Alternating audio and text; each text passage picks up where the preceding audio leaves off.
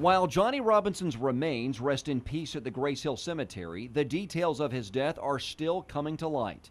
50 years ago last month, the 16-year-old Robinson and 4 friends were standing in front of this gas station at the corner of 8th Avenue North and 26th Street in Birmingham.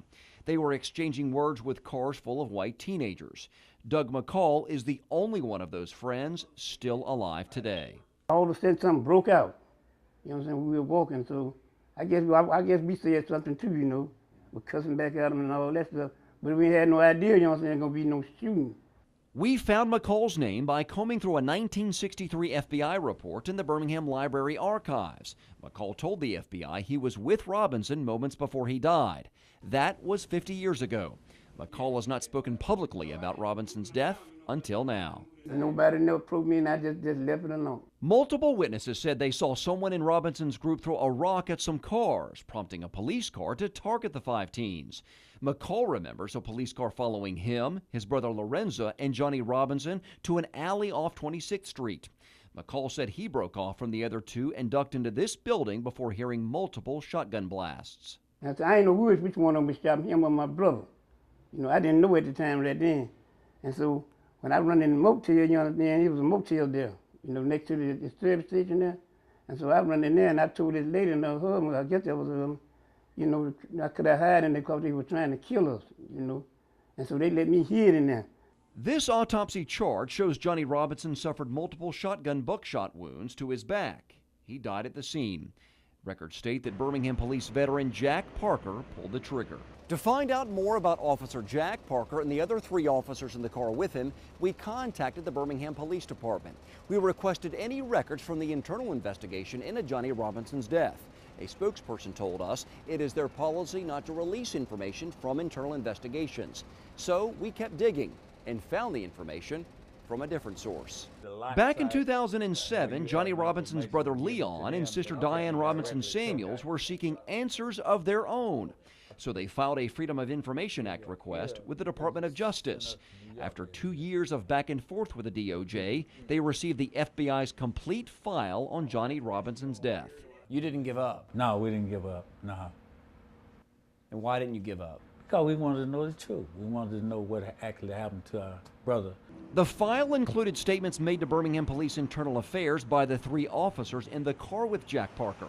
The driver, an Officer P.C. Cheek, stated, quote, "I heard his shotgun and saw this Negro staggering across. He looked as if he tripped just as Officer Parker shot and started falling at that time," end quote.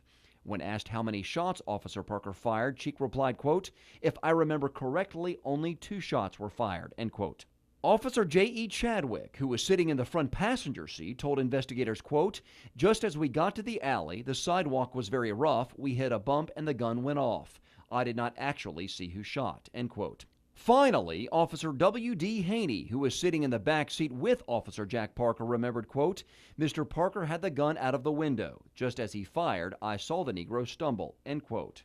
Even though the file did not include a quote from Officer Jack Parker himself, the FBI summarized Parker's statement in its letter to the Robinson family. Quote, "Officer Parker stated that he fired his shotgun towards the ground, but some of the shots struck Mr. Robinson in the back as he was running away," end quote. There were other witness accounts in the FBI file, but many did not want to sign a statement or testify. 6 witnesses, they didn't want to have anything to do with it because they, in my opinion, thought they might be revisited later on. Doug McCall was one of those witnesses, and he claims the police did revisit him and his brother. He recalls police driving them to a local cheese factory. They had us scared, you know what I'm saying? And he said, what we going to do? If you speaking to the other folks, what we going to do?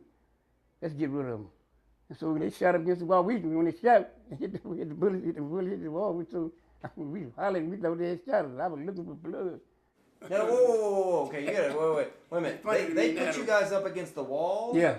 And fired a gun at you? Yeah. They fired a gun at both of us, me and my brother both. They had both of us up against the wall. You think they were trying to intimidate you to silence you so you wouldn't talk about how Johnny was killed? I think that's what it was.